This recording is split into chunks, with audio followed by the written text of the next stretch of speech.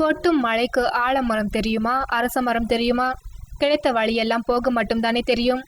அந்த வகையில் சென்னையை வாரி சுருட்டிய சமீபத்திய மழை வெள்ளத்தில் சிக்கி சாமானிய மக்கள் மட்டுமல்லாமல் பல விஐபிகளும் கூட தவித்து போய்விட்டனர். அப்படிப்பட்டவர்களில் நடிகை கீர்த்தி சுரேஷும் ஒருவர்.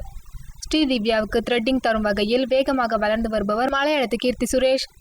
அந்த காலத்து ராமனின் மோகனம், ஜானகி மந்திரம், புகழ் மேனகாவின் மகள், ரஜினி முருகன், இது என்ன மாயம் ஆகிய படங்களில் நடித்துள்ள கீர்த்தி சுரேஷ் சமீபத்தில் சென்னையை மிரட்டிய வெள்ளத்தில் சிக்கிக் கொண்டாராம்.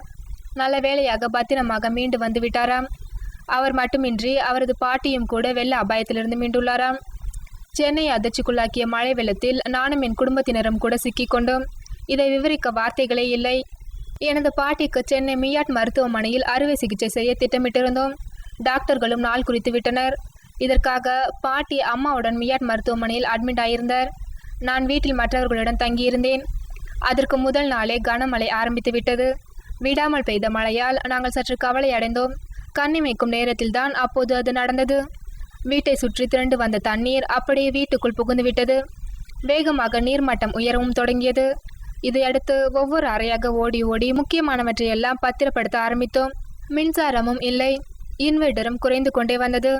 முடிந்தவரை முக்கியமானவற்றை கொஞ்சம் துணிகளையும் எடுத்துக்கொண்டு மாடிக்கு ஓடினோம். அங்கு 2 மெழுகுவர்த்தி துணையுடன் 2 நாட்களை கழித்தோம். தீவு போல இருந்தது அந்த நேரம்.